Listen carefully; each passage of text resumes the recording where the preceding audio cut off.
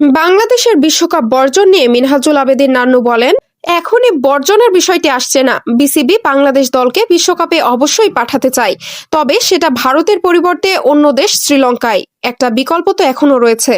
শ্রীলঙ্কায় বাংলাদেশের ম্যাচগুলো স্থানান্তরের জন্য আইসিসিকে চিঠি দিয়েছে বিসিবি। এই সিদ্ধান্তর পক্ষে মত দিয়েছেন খালিদ মাসুদ পাইলট। তিনি বলেন, সাধারণ নাগরিক হিসেবে সেখানে একজন খেলোয়াড়কে যদি নিরাপত্তা দেয়া না যেতে পারে, তাহলে যে কোনো একটা দুর্ঘটনা হতে পারে।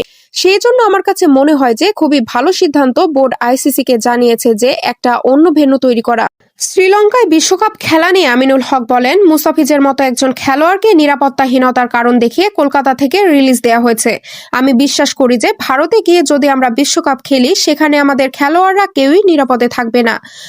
সেই নিরাপত্তাকে নিশ্চিত করে যদি অন্য কোনো দেশে খেলা হয়, যেটি ক্রিকেট বোর্ড আহ্বান করেছে, সেখানে যদি হয় তাহলে আলহামদুলিল্লাহ, বাংলাদেশ ক্রিকেট দল অবশ্যই সেখানে অংশগ্রহণ করবে।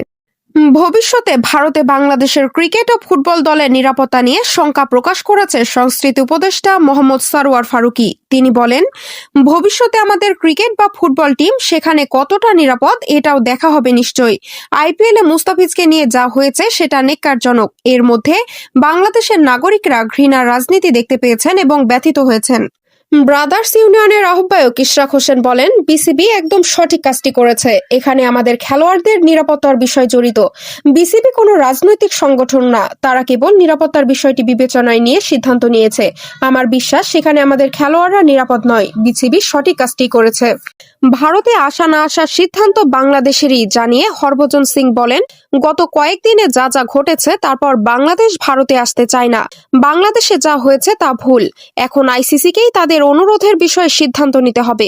ভারত সবাইকে স্বাগত জানায়, কিন্তু তারা এখানে আসতে চায় কিনা সেটা তাদের নিজস্ব সিদ্ধান্ত। বিসিবির সাবেক প্রধান নির্বাচক মিনহাজুল আবেদীন নান্নু ক্রিকেটারদের নিরাপত্তাকে সর্বোচ্চ গুরুত্ব দিয়ে দেখেছেন। তার মতে, নিরাপত্তা যদি না থাকে খেলবেন কিভাবে? একটা মানসিক ব্যাপার আছে। বোর্ড সঠিক সিদ্ধান্ত নিয়েছে। শ্রীলঙ্কায় একটি দেশ খেলবে, ফলে বাংলাদেশের দাবি অবশ্যই আইসিসি বিবেচনা করবে আশা করি।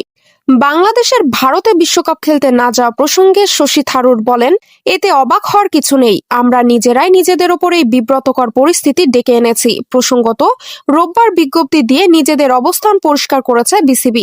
বাংলাদেশের বিশ্বকাপ বর্জন নিয়ে আমিনুল হক বলেন, খেলোয়াড়দের নিরাপত্তা ও দেশের সম্মান সবার আগে। সেটা ঠিক রেখে আমার মনে হয় যে এখনো আলোচনার অনেক সুযোগ রয়েছে। আইসিসি ভেন্যু বদল না করলে বাংলাদেশের বিশ্বকাপ বর্জনের মতো কঠিন সিদ্ধান্ত নিতে হতে পারে।